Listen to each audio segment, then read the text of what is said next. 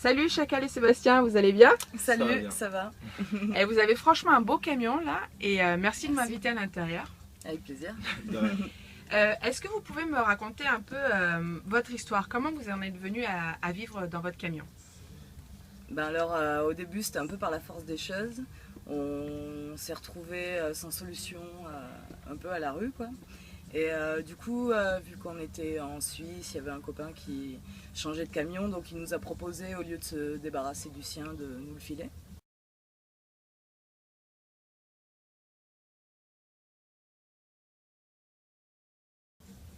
Alors du coup, c'était l'occasion quoi. Et puis à partir du moment où on a commencé, ça fait 2 ans maintenant, je crois à peu près, qu'on vit en camion.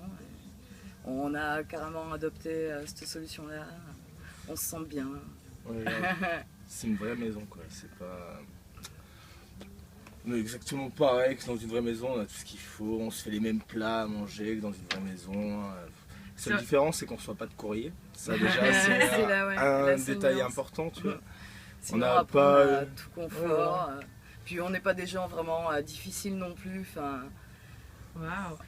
C'est sûr que c'est pas tout le monde, c'est pas un mode de vie non plus que tout le monde à mon avis peut adopter, tu vois. Mais d'ailleurs, comment s'est passée votre adaptation dans ce mode de vie? Très vite.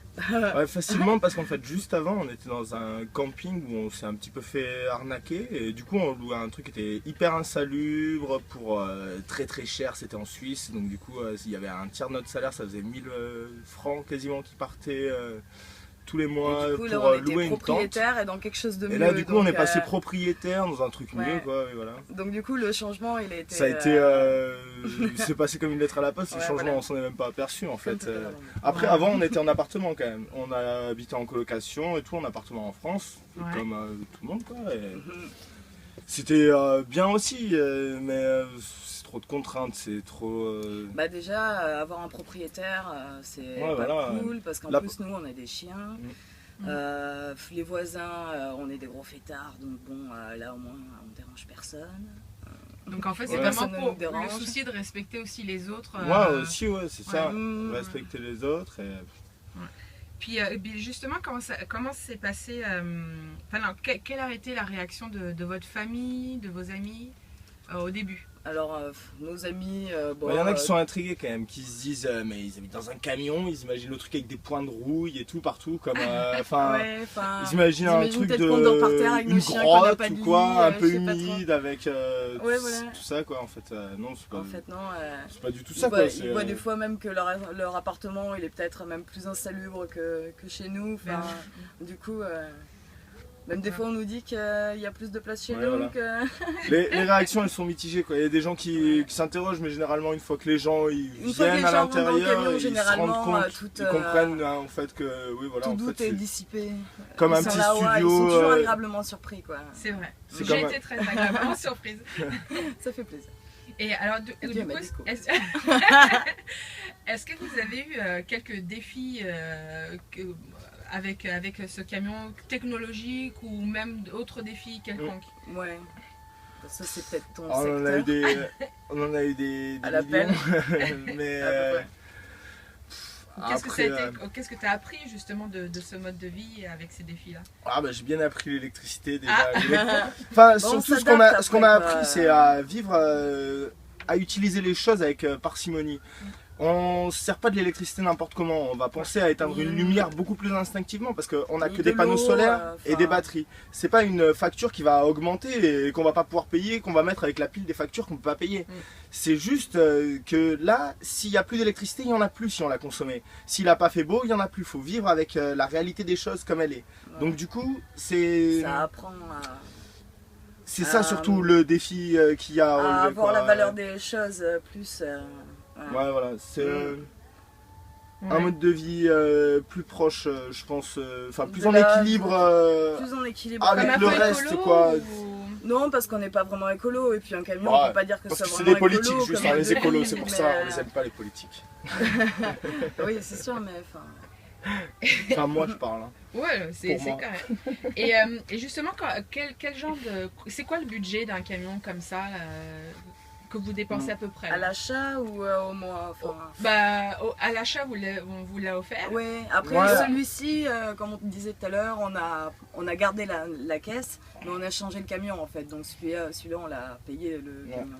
Ouais. Mais c'est quoi que je veux dire? Mais par exemple, pour l'eau, l'électricité, L'électricité, nous on paye rien vu qu'on a les panneaux solaires. Voilà. On a du coup des batteries qui tiennent le coup, donc ça va. L'eau, on sert toujours dans les fontaines. L'eau, on va dans les fontaines et on ne paye pas. Oui, voilà, de toute manière, l'eau, personne ne devrait la payer. Mais le seul truc qui coûte cher, c'est surtout le gaz. Après, s'il y a en été, par exemple, faire tourner un frigo au gaz, ça coûte cher. Après, ce qui coûte cher, c'est de faire rouler le camion aussi. Toute la mécanique, la ferraille et tout, ça coûte cher. Et puis voilà, après, il y a toujours des solutions. Voilà. On est débrouillards. Et qu'est-ce que vous direz qui est le plus positif et le plus négatif dans ce mode de vie? Franchement, le plus positif, c'est le sentiment de liberté quand même. On a vraiment... je serais angoissée à l'idée d'aller dans une maison, un appartement, de retourner dans ce mode de vie-là parce que je me sentirais coincée. Là, le fait de... On peut faire tout ce qu'on veut. On peut faire... c'est vraiment... Par contre, justement, le bémol, c'est que... c'est justement ça qui est en même temps le malus parce que justement, on n'est jamais vraiment en sécurité nulle part, on n'est jamais chez nous nulle part. Alors qu'on est chez nous partout. Le bémol surtout, c'est que c'est illégal au niveau de la loi, un camion comme ça. Parce que là, du coup, ça, c'est un véhicule de transport, de marchandises. Et donc du coup, au niveau des mines, toutes les installations électriques qu'il y a à l'intérieur, comme je ne suis pas un professionnel et qu'elles n'ont pas été vérifiées et pas passées aux mines, le gaz et tout ça c'est illégal. Si même j'ai un pépin, l'assurance et tout ça ça couvre pas parce que les lois elles sont mal faites et que du coup là on n'a pas le droit d'habiter là. Si pour un policier, c'est comme si on était à la rue en fait au niveau de la législation, donc du coup ça c'est vraiment le malus, le côté négatif d'habiter dans un véhicule comme ça, parce qu'on est persécutable par les forces de l'ordre pour des raisons qui sont pas valables. Et persécuté de temps en temps. Ah ouais, comment ça se passe justement au point de vue de votre sécurité à vous? Non, au point de vue de notre sécurité. Après quand on a nos papiers en règle, on risque rien. Oui, non, mais c'est juste que les policiers peuvent toujours nous demander de bouger sans raison. Parce que normalement, on a le droit de rester stationné 8 jours sur une place de parking. D'accord. Mais ils peuvent nous demander de bouger même s'ils veulent au bout de 4, parce que de toute manière, s'ils poussent plus loin les trucs, le gaz, l'électricité, tout ça, c'est interdit de faire les installations soi-même. D'accord. Et est-ce que vous avez, déjà, je sais pas, juste pour vous connaître un petit peu mieux, est-ce que vous avez des films, de la musique, des choses qui vous branchent, juste pour savoir? Notre film préféré, L'Armée des singes, on dirait. Un de nos films préférés, mais après, il y en a pas mal, dans ce genre-là, en gros. Moi, je suis une psychomaniaque de science-fiction, donc... Ouais, et puis je vois que tu dessines aussi, alors je peux montrer un petit peu? Bien sûr, avec plaisir. Alors... Ouais, voilà, bon après ceux-là, ils sont pas de super qualité, j'ai fait ça. Ceux-là. J'ai fait ce tableau aussi. Waouh. Et donc tu peins... Donc t'as appris à dessiner ou c'est vraiment... Non, j'ai pas vraiment appris, j'ai appris par moi-même.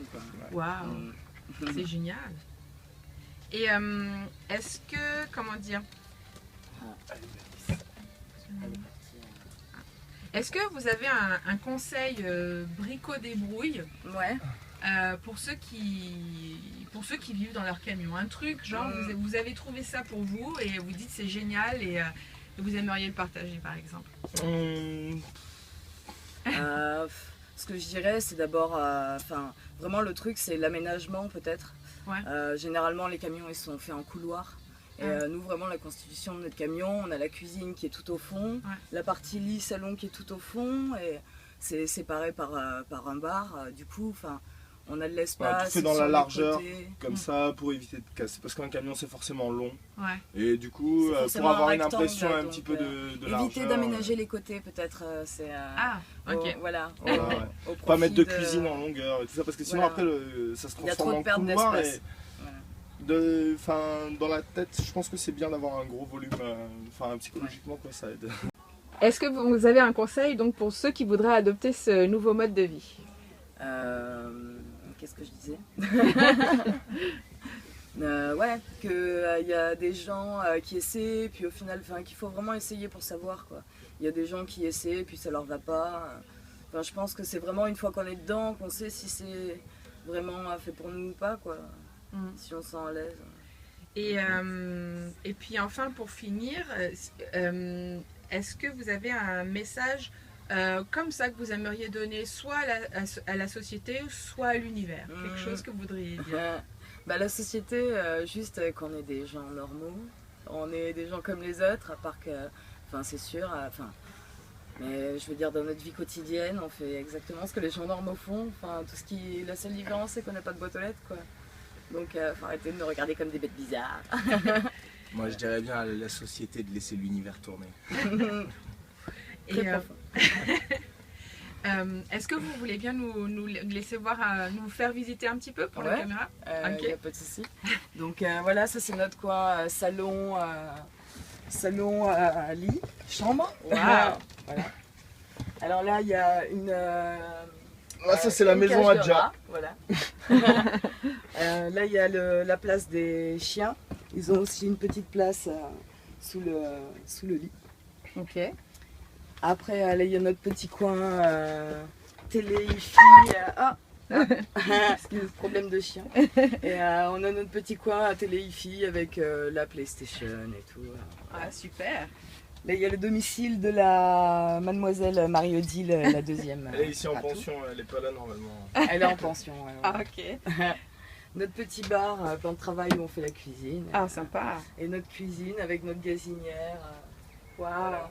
Comme à la maison, l'évier double bac. Oh là là, c'est magnifique. On n'a pas l'eau au robinet, mais normalement ça marche. Mais là, ça marche. Ok.